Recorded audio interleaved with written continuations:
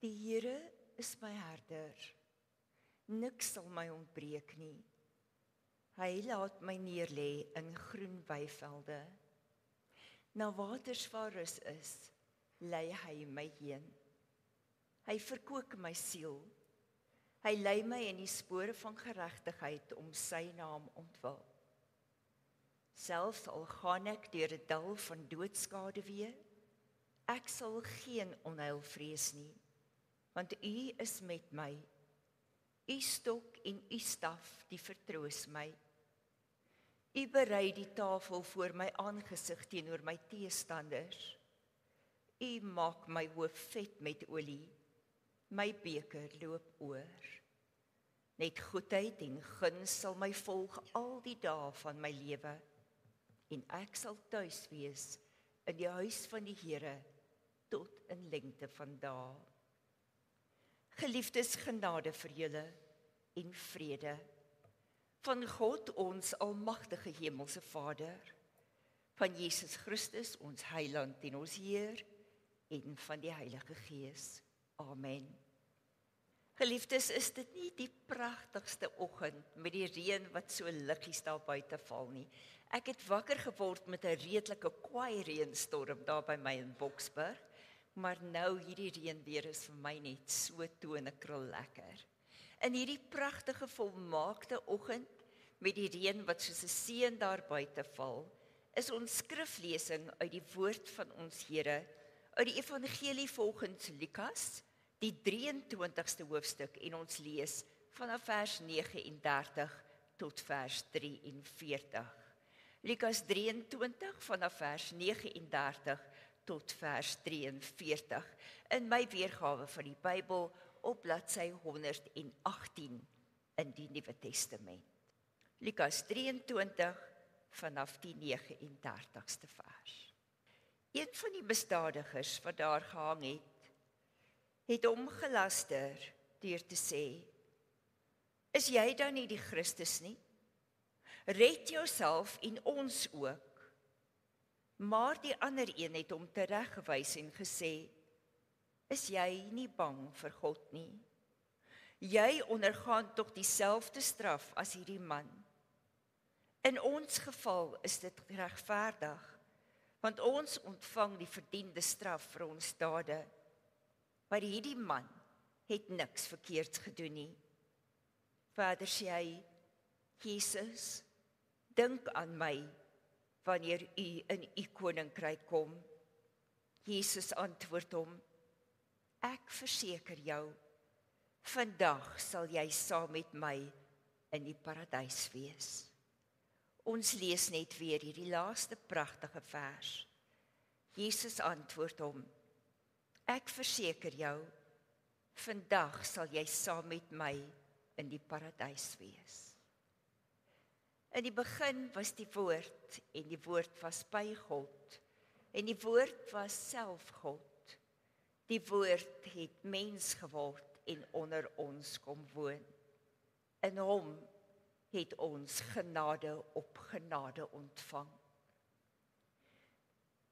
Geliefdes, Johannes van Patmos, so lees ons in die laaste boek van die Bybel, die boek Openbaring, het 'n deur in die hemel geopen gesien.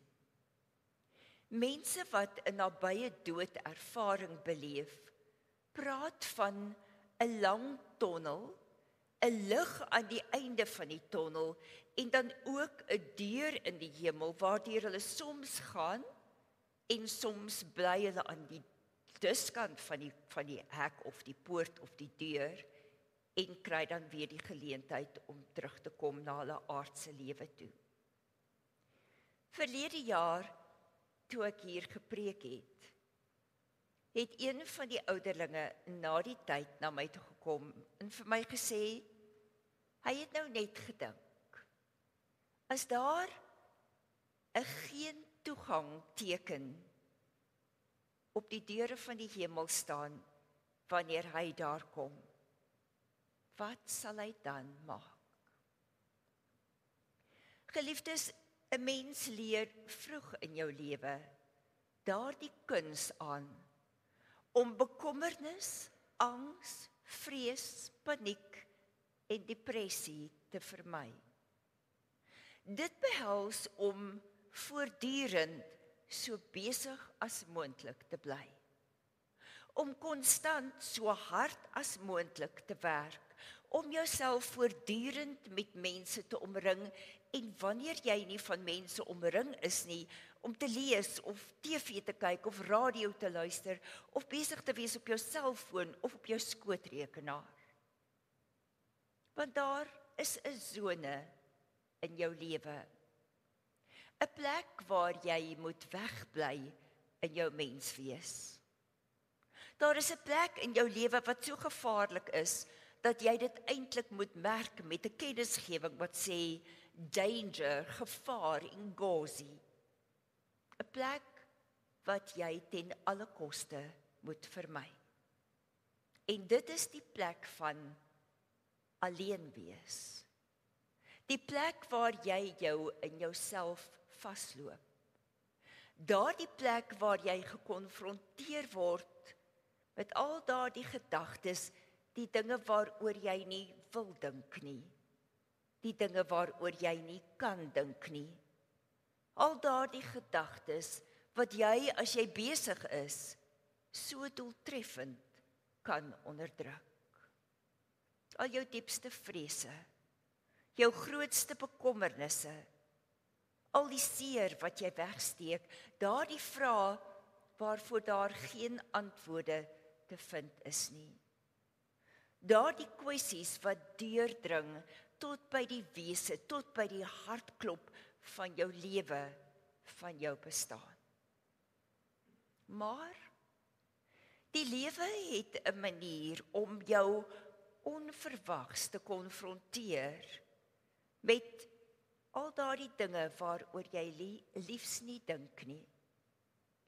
Daardie tye wanneer krisisse en trauma in jou lewe opduik. Siekte wat jou tot op die randjie van die dood dra, lewensgevaar en dan natuurlik ook die dood, jou eie en die dood van 'n geliefde. Dis in tye soos hierdie dat jy geforseer word om al hierdie kwessies wat insny in jou lewe tot in die dieptes van jou siel, wat jou beproef tot op jou uiterste, wat jy geforseer word om te kyk na al hierdie dinge en daaroor te dink en te besin, al is dit hoe seer en hoe ongemaklik. Die lewe het 'n manier om jou tromp op te loop met al daardie kwessies, waarvan jy so doeltreffend weghardloop in jou alledaagse lewe. Daardie goed wat radikaal ingryp in jou geloofslewe. En dan kom jy agter, gemeente wees, gemeentelid wees, is meer, soveel meer, as wat jy ooit gedink het. Dit beteken, kind van God wees, is soveel meer gecompliseerd as wat 'n mens ooit gedink het. Ewe skielik moet jy stelling inneem voor die kern van jou geloof, voor die kern van jou lewe, jou aardse lewe, maar ook die ewige lewe. As jy vandag sou sterf, sal jy hemel toe gaan of hel toe. En as ons skielik daaroor moet dink in die aangesig van die dood, dan huiwer ons, dan twyfel ons, want wie is ek om te sê dat ek die koninkryk van die hemel gaan beerwe? Wie is ek om te sê ek weet dat ek hemel toe gaan? Al daardie Christengroepe wat vir jou vra, is jy 'n wedergebore kind van die Here? Want as jy nie is nie, is jy nie gered nie. En ewe skielik wonder ek oor die wedergeboorte. Is ek wedergebore? En as ek nie is nie, beteken dit dat ek verdoem is. Die boek Openbaring wat praat van die 144.000. Sal ek een van daardie skare wees? Of is ek uitgesluit van die 144.000 wat met die seël, die merkteken van God, op hulle voorkoppe gemerk is. Jesus se woorde word onthou wanneer hy in Matteus 22 die volgende ding sê: baie is geroep, maar min is uitverkies. Is ek een van die uitverkorenes? Hoe kan ek weet, en as ek nie is nie, wat kan ek doen? Ander woorde van Jesus wat in herinnering geroep kan word, wat ons ewe skielik bang maak. Nie elkeen wat vir my sê, Here, Here, sal in die koninkryk van die hemel ingaan nie. Baie sal daardie dag vir my sê, Here, Here, het ons dan nie in U naam gepreek, deur U naam duiwels uitgedryf, en deur U naam baie wonders gedoen nie. Dan sal ek openlik vir hulle sê, ek het julle nooit geken nie. Gaan weg van my af.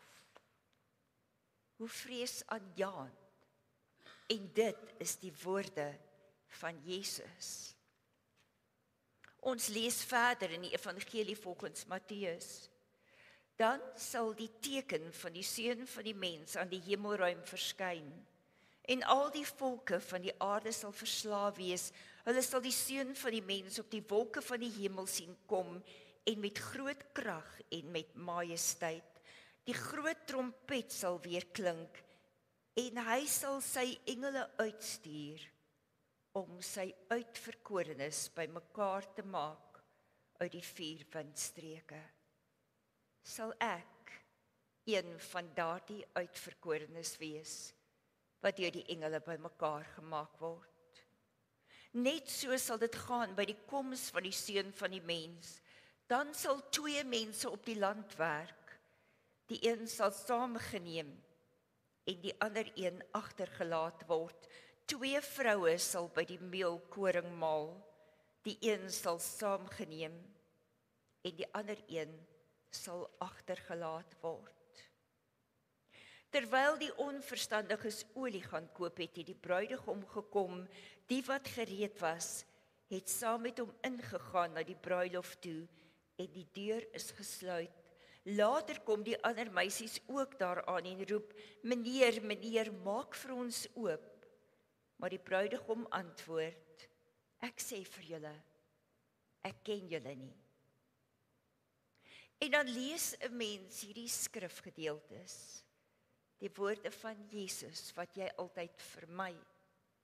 Want dit is so moeilik, so gekompliseerd om hieroor te dink en te wonder.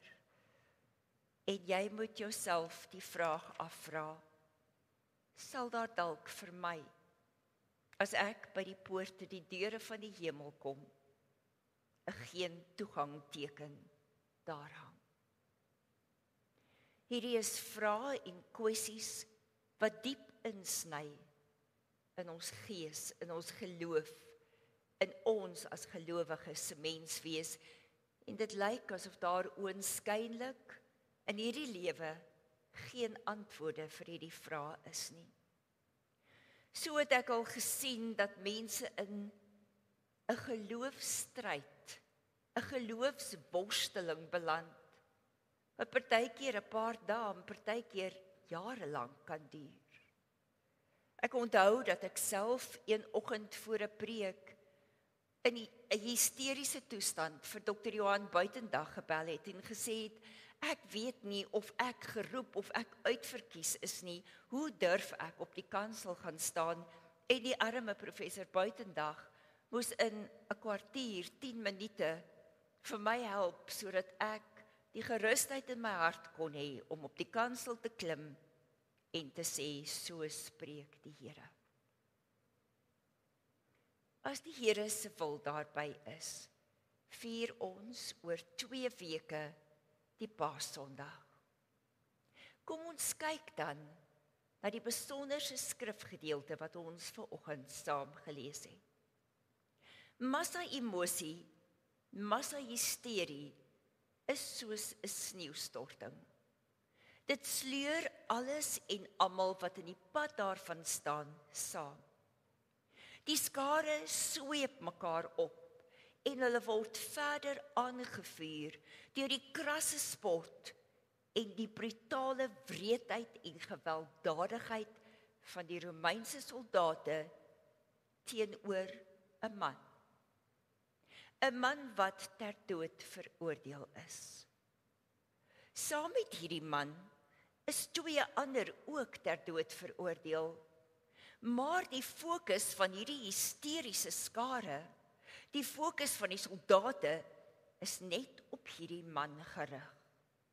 Selfs, so lees ons in die ander evangelies, is al 2 hierdie misdadigers saam met hierdie betrokke man so meegesleur deur die skare se hysterie, dat hulle ook begin om hom uit te jou en om te spot en sarkastiese opmerkings te maak. Ons lees dat hierdie 2 misdadigers saam met die man rowers was. Maar rowers is nie gewoonlik gekruisig nie.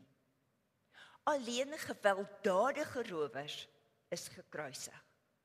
Dit beteken dat hierdie 2 mans gewelddadige rowers was.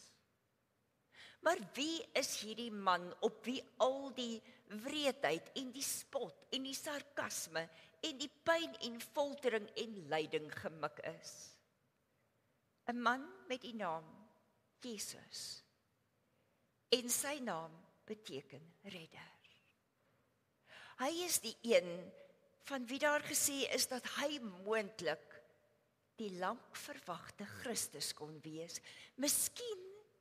Net miskien is hy die lank verwagte Messias, want hierdie is 'n man wat kragtig was in woord en in daad.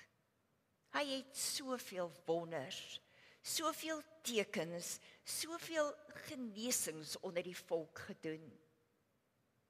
En hy het met hulle gepraat met 'n gesag wat hulle nog nooit van tevore ervaar het nie. Hy het gepraat van liefde, maar 'n liefde heeltemal anders as die liefde van die wêreld, as wat enige een van hulle geken of beleef het. 'n Liefde wat absoluut radikaal en ingrypend was.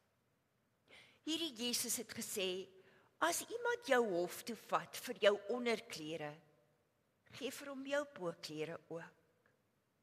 As iemand jou op die een wang slaan, draai vir hom die ander wang ook. Hierdie Jesus het gesê, die wet sê, jy moet jou naaste lief hê. Maar ek sê vir jou, jy moet jou vyand lief hê, en jy moet bid vir die wat jou vervolg. Hierdie man, hierdie Jesus wat die skares gedink het kan die Christus wees, hy het 'n oog en 'n hart gehad vir die ou randfigure van die samelewing, vir al daardie mense wat nou nie regtig ordentlik was om mee te assosieer nie. Al die swakkes, al die siekes, al die ou sondaars. Vir die vrouens met 'n slegte reputasie, vir die ou tollenaars, vir die sondaars, vir legio, wat soveel duiwels in hom gehad het. En dan het hy altyd gesê, die seun van die mens, en hy het na homself verwys, die seun van die mens het immers gekom om te soek en te red wat verlore is. Hy het gekyk na die volk en gesien dat hulle moeg en afgerem is onder die verskriklike heerskappy en dominasie van die Romeinse ryk. En hy het vir hulle gesê, kom na my toe, almal wat uitgeput en oorlaai is, en ek sal vir julle rus gee. Neem my juk op julle en leer van my, want ek is sagmoedig en nederig van hart, en julle sal rus kry vir julle gemoed. My juk is sag en my las is lig. Maar nou het dinge skeef geloop. Hy was 'n beskuldigde. Hy is verhoor deur Pilatus. Pilatus het gesê dat hy niks in hierdie man kon vind wat vir hom die straf of die dood op die hals kon haal nie. Maar toe het hy dit oorgelaat aan die skare, aan die volk. En onder hulle was daar ongetwyfeld mense wat 'n tydjie tevore gesê het, Hosanna vir die seun van Dawid. Onder hulle was daar heel waarskynlik mense wat deur hom gesond gemaak is, mense wat geluister het toe hy gepreek het van liefde, mense wat deur hom gevoed is deur 5 brode en 2 visse, mense wat gehoor het dat hy op die water loop, dat hy storm stil maak, dat hy melaatse selfs van melaatsheid genees. Maar toe Pilatus vir hulle sê, wie moet ek vrylaat volgens die gebruik, Jesus Barabbas of Jesus wat Christus genoem word, het die skare uit een mond geskree, Barabbas. En Jesus wat Christus genoem word, wat moet ek met hom doen? Kruisig hom, kruisig hom. Laat sy bloed op ons en ons kinders kom. En nou sê die een misdadiger, wat saam met hierdie man Jesus op die dood wag vir hom, jy is mos die Christus. Red jouself en ons ook. Sarkasme, want daar was nie 'n katse kans dat hy van die kruis gered kan word nie, maar as dit kon gebeur, is die kans goed dat hy weer sou teruggaan en weer sou roof op 'n gewelddadige manier. Maar my broer en my suster, dan breek daar in al die lelik en al die wreedheid, al die getuikening van hierdie man, 'n oomblik van pragtige, suiwer liefde aan.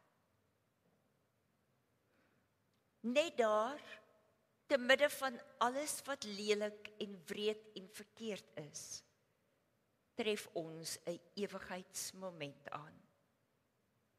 Ons sien hier so duidelik dat vir Jesus daardie liefde wat hy altyd verkondig het, nie lippetaal was nie. Jesus het dit verkondig, hy het liefde gedoen en hy was liefde. Liefde is wie Jesus is, dis sy hele wese.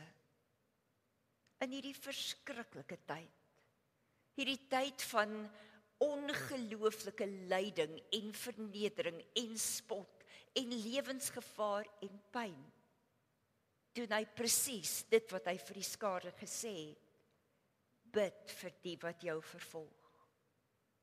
Hy kyk na al hierdie mense, na die skare, onder hulle gesigte wat hy goed ken. Hy kyk na die soldate, wat sy klere verdeel het tussen hulle. En te midde van al die pyn en die vernedering, bid hy een van die kruiswoorde en hy sê, Vader, vergewe hulle, want hulle weet nie wat hulle doen nie. En dan staan die tyd stil.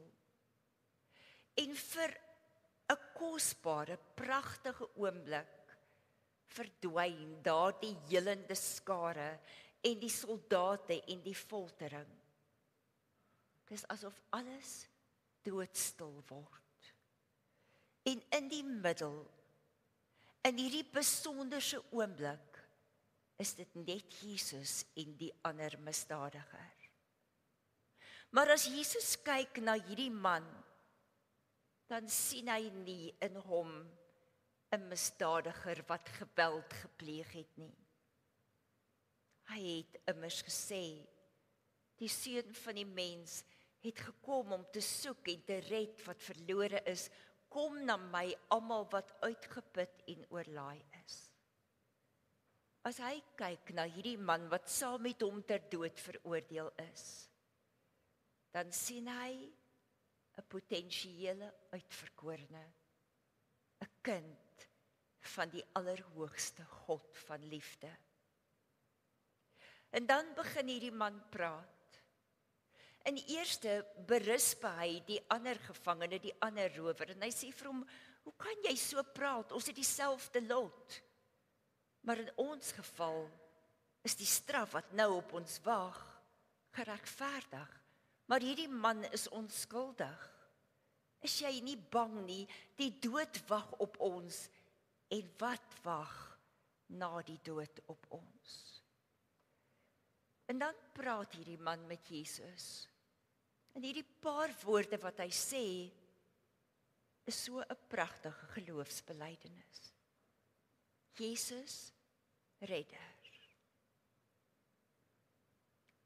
Dink aan my, as u vandag in u koninkryk kom. Hy erken en bely, dat daar lewe na die dood is. Die dood is nie die einde nie. Hy erken en bely dat waar Jesus gaan, hy is nie op pad daarheen nie. Hy weet dat hy nie verdien om na die plek te gaan waar Jesus gaan nie. En die derde ding, hy erken, hy bely wie Jesus is, wanneer u in u koninkryk kom. En dan, Jesus se antwoord aan hom. Ek verseker jou, baie nadruklik, hoor wat ek vir jou sê en aanvaar dit as die waarheid. Ek verseker jou.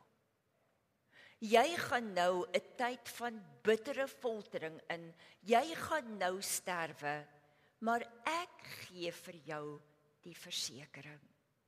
Vandag, na al die pyn, na die lyding, na die dood, sal jy nie na 'n ander plek gaan as waar ek is nie.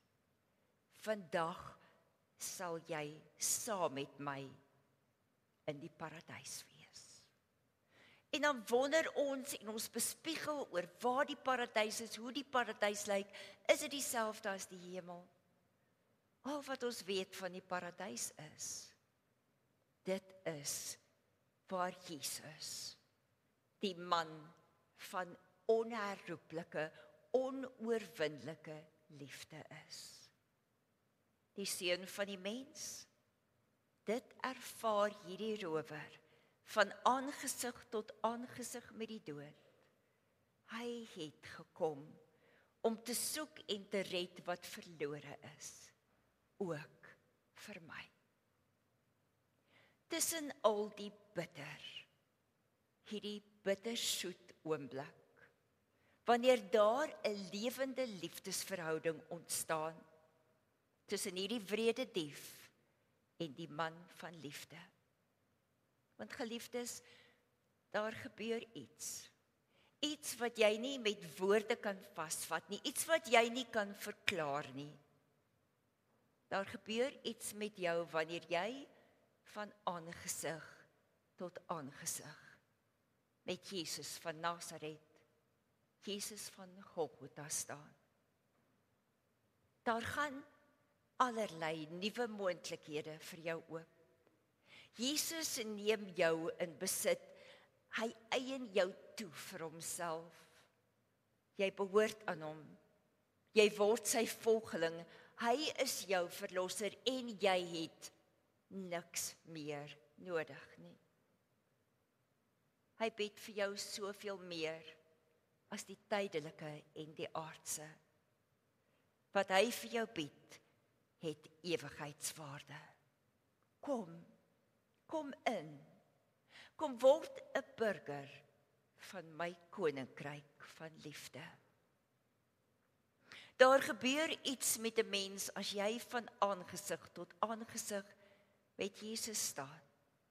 Soos wat die heidense offisier ook ervaar het, wat kyk na die lewelose liggaam van Jesus aan die kruis en sê, hierdie man was werklik die seun van God. Soos Thomas, toe die skille van sy oë afval en Jesus staan voor hom en hy sê, bring jou hande, bring jou vingers, steek dit in my hande, steek dit in my sy. En Thomas voor hom neerval en sê, my Here en my God. Geliefdes, vandag gaan ons praat oor 'n kwessie waaroor teoloë nou al jare der jare stry en waarvoor daar geen werklike oplossings ooit gevind is nie. Vir my, na my beskeie mening, is hierdie skrifgedeelte die verduideliking van presies wat dit beteken om geroepe te wees en presies wat dit beteken om 'n uitverkorene te wees. 2 mans in presies dieselfde omstandighede. 2 mans albei van aangesig tot aangesig met die dood. Die een onaangeraak, al wat vir hom saak maak is hierdie wêreld, is die skare wat hom meesleur met die massa-hysterie, met die wreedheid en die spot, en hy neem deel daaraan. Die ander een, van aangesig tot aangesig met die dood. Die dood wag op my, en wat gebeur dan? Wat word van my? Daar is 'n beruiming in ons liedboek van hierdie man se woorde. Jesus, o dink aan my, gee vir my genade, wanneer u weer in u ryk kom. Ek dink dat die verskil tussen geroepe wees en uitverkore wees so belangrik is, dat ons nie kan bekostig om te wag, totdat teoloë eendag daaroor die finale uitspraak gelewer het nie. Ek kies om oor die roeping en die uitverkiesing te dink soos 'n kind. Vir my verstaan ek die roeping soos volg. Almal is geroep. Voor almal van ons word daar 'n geskenk neergesit. 'n Geskenk wat mooi toegemaak is in 'n houer. Hierdie geskenk is gratis. Dit word heeltemal verniet aan ons gebied. Dis ook nie 'n spesiale aanbod wat net vir 'n sekere tydjie geldig is nie. Dit word elke dag nuut en opnuut aan elkeen van ons gebied. Wat is die inhoud van hierdie geskenk? Dit is die Seun van God wat mens geword het en onder ons kom woon het. Wat die lig laat skyn het in die duisternis, wat liefde verkondig het en die duisternis kon dit nie uitdoof nie. En sy liefde was onwrikbaar selfs tot aan die kruis. Aan die kruis waar hy gesterf het om my van my sondelas te bevry en vir my die ewige lewe vry te koop. Almal is geroep. Maar wie is uitverkies? Wanneer gebeur die uitverkiesing? Daardie oomblik, wanneer ek die deksel van die geskenk afhaal. Wanneer ek inkyk en besef wat God vir my bied, wat die geskenk behels, wat God gratis elke dag vir my gee en toelaat dat dit my lewe transformeer en verander. Daardie oomblik is ek 'n uitverkorene. Maar geliefdes, as dit dan so maklik is, hoekom is almal nie uitverkorenes nie? Die Bybel praat van jou hart verhard. Op soveel plekke word daar gepraat van mense wat hulle hart verhard. Ek lees vir ons net 2 plekke voor. Besef jy nie dat God jou deur sy goedheid tot bekering wil lei nie, maar deur jou verharding en jou onbekeerlike hart is jy besig om vir jouself straf op te gaar vir die oordeelsdag, wanneer God sy regverdige oordeel sal uitspreek. Ook in die boek Sagaria, hulle het hulle soos die hardste klip gehou en wou nie luister na die wet en die boodskap wat die Here die Almagtige deur sy gees, deur sy vroeë profete gestuur het nie. Daarom was die toorn van die Here, die Almagtige, so groot. Genade, geroepenheid is vir almal. Maar dit kom eers tot sy volle werking wanneer jy dit oopmaak en wanneer jy dit jou eie maak en wanneer jy toelaat dat dit jou hele lewe transformeer. Wanneer jy God toelaat om jou kliphart weg te vat en vir jou 'n hart van vlees en bloed te gee. Daardie oomblik wanneer jy jou lewe neerlê by die voete van die kruis, die gekruisigde koning, die God van liefde wat gesterf het sodat ons mag lewe.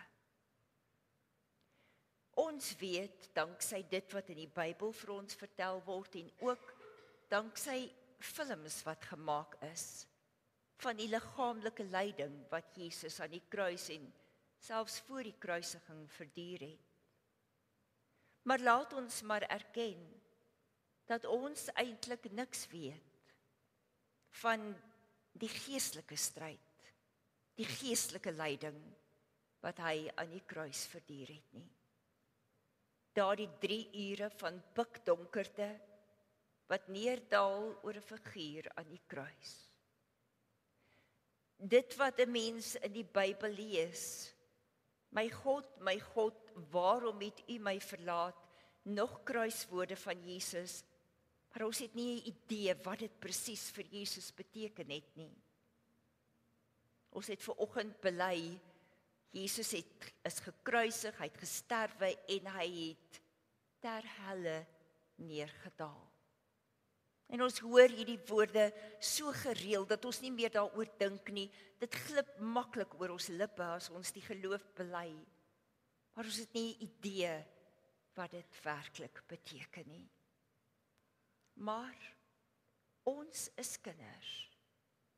Kinders van 'n Vader wat ons so liefhet dat hy sy enigste seun gegee het sodat elkeen wat in hom glo nie verlore sal gaan nie, maar die ewige lewe sal hê. Ons is kinders van 'n Vader wat in Psalm 103 so beskryf word: barmhartig en genadig is die Here, lankmoedig en vol liefde. Hy sal ons sonde nie bly toereken. Hy sal nie vir ewig toornig bly nie, want so groot as die afstand tussen hemel en aarde is, so groot is sy liefde vir die wat hom dien. So ver as die ooste van die weste af is, so ver verwyder hy ons oortredinge van ons af. Soos 'n vader hom ontferm oor sy kinders, so ontferm die Here hom oor die wat hom dien. Jesus praat van die hemelse boer, 'n eienaardige boer, wat vir die werkers op sy landerye sê: laat staan die onkruid saam met die koring, gee vir hulle presies dieselfde geleenthede as wat daar gebied word aan die koring, want net miskien sal die onkruid ook in koring verander.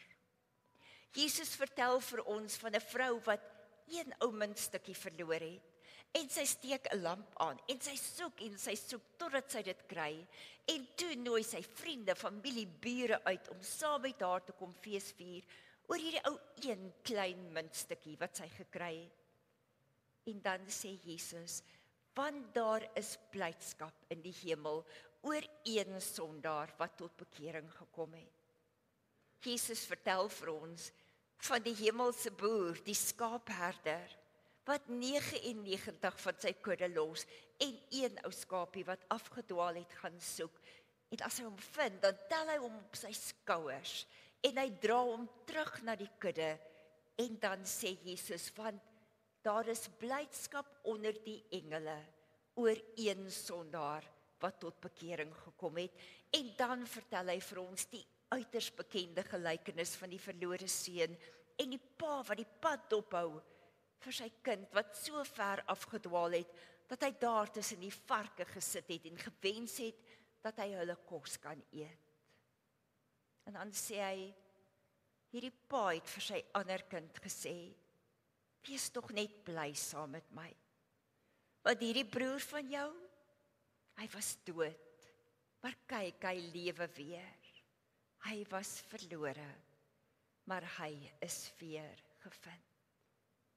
Daar is blydskap in die hemel oor elke sondaar wat terugkeer na die huis van sy Vader.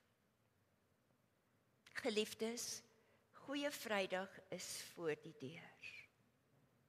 Wanneer jy die keerpunt in die geskiedenis, die klimaks van die eeue herdenk, stel in hierdie Paastyd, op die dag wat 'n verskriklike Vrydag kon wees, maar wat Goeie Vrydag geword het, stel jou hart oop vir daardie geskenk van genade wat jy aan die kruis van Jesus ontvang het. Maak daardie geskenk oop en maak dit jou eie. Gryp dit aan met albei jou arms. Maak die geskenk oop, uitverkorene van die Allerhoogste. Verwonder jouself oor die onvoorwaardelike liefde, genade en vergifnis van die Allerhoogste God, die radikale liefde van Jesus, asof jy dit die heel eerste keer hoor en beleef. Bring my die ou tyding, die tyding van Gods heil, van Jesus sondaars liefde, sy liefde sonder pyl. Is ek wedergebore? Ja, 2000 jaar gelede aan 'n kruis op Golgotha. Ek is wedergebore, nuut gemaak deur die offer wat die volmaakte Paaslam gebring het, en my naalstring met my hemelse Vader is nooit geknip nie. As ek vandag sou sterf, sou ek hemel toe gaan of hel toe? Ek eien vir myself die lewe toe. Die lewe in oorvloed, die aardse en die ewige lewe, want Christus het gesterf om dit vir my te gee. Is ek 'n uitverkorene? Ek vra vir jou, het jy as geroepene die geskenk van genade van God ontvang? Het jy dit oopgemaak en toegelaat dat dit jou lewe transformeer? Of lê dit onoopgemaak voor jou? Maar ek is so vol sonde. Leeg, net met my sondelas, hou ek u verdienste vas. Ek het 'n hemelse advokaat wat vir my pleit. Ek het die volmaakte Paaslam wat vir my gesterf het. Sal daar, wanneer ek by die deur van die hemel kom, 'n bordjie wees wat sê, geen toegang? Nee, want Jesus self het gesê, ek gaan vooruit na die Vader, ek gaan om vir jou 'n plek voor te berei, in die huis van my Vader is baie wonings.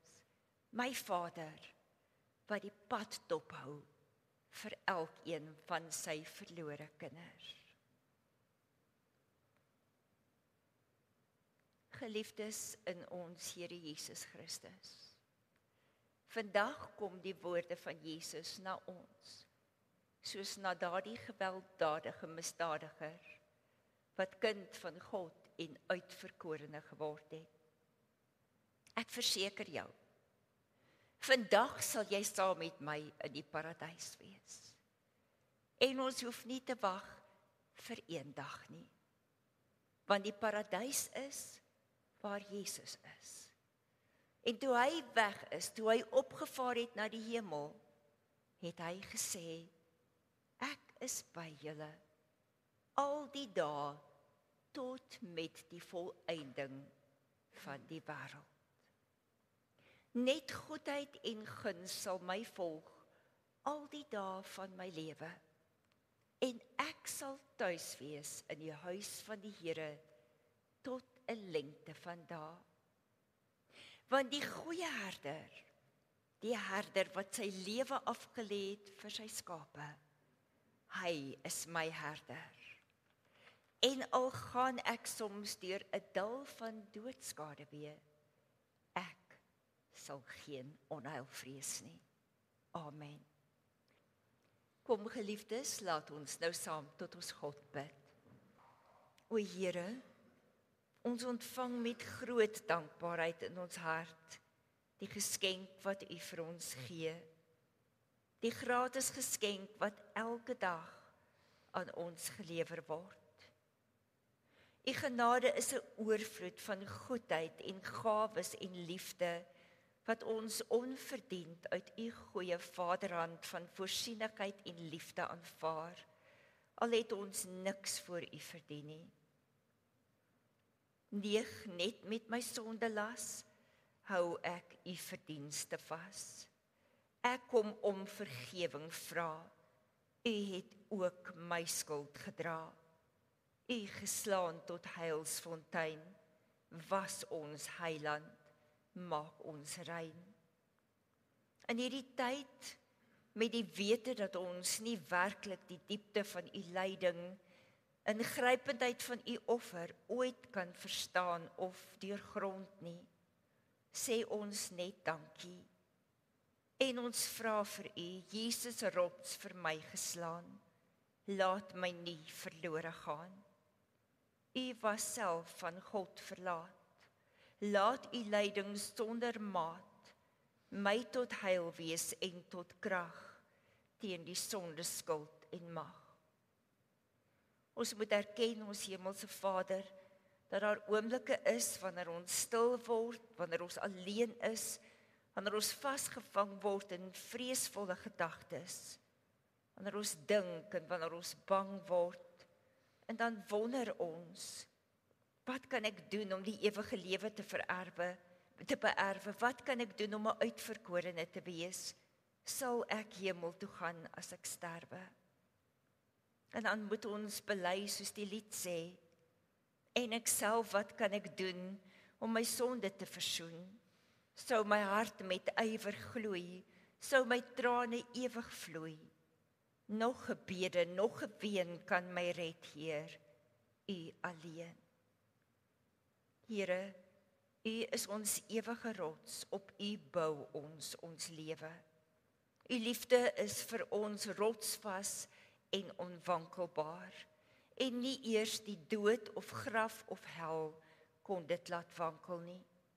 Dankie dat U so duidelik laat blyk het, dat U liefde vir elkeen van U kinders oneindig groot is. Baie dankie dat U ons verseker dat ons wedergebore kinders van die Allerhoogste is, wedergebore deur U kruisdood. Baie dankie dat U bereid was om U lewe af te lê, sodat ek die lewe van U in oorvloed kon ontvang, die tydelike aardse lewe, maar ook en veral die ewige lewe. Dankie dat ek weet, dat as die laaste oomblikke vir my aanbreek, die hemelpoorte wyd oop sal wees, want ek volg die goeie herder wat sy lewe aflê vir sy skape. Dankie dat U ons geroep het om U kinders te wees. Laat ons die vreugde en die onmeetlike voorreg aangryp om die genade wat U vir ons skenk, gratis skenk, toe te eien, ons eie te maak, om dit met albei hande aan te gryp. Vervul ons met die heerlike sekerheid. Heer, my rots, bo alles groot, staan U vas in elke nood. Ewige rots, U laat ook my veilig, ewig in U bly. Amen. Die Seun van die mens het immers gekom om te soek en te red wat verlore is. Geliefdes, gaan dan heen en ontvang die seën van die Here. Die genade van ons Here Jesus Christus, die liefde van God, ons almagtige hemelse Vader, en die gemeenskap van sy Heilige Gees, is en bly met julle almal, nou en tot in alle ewigheid. Amen.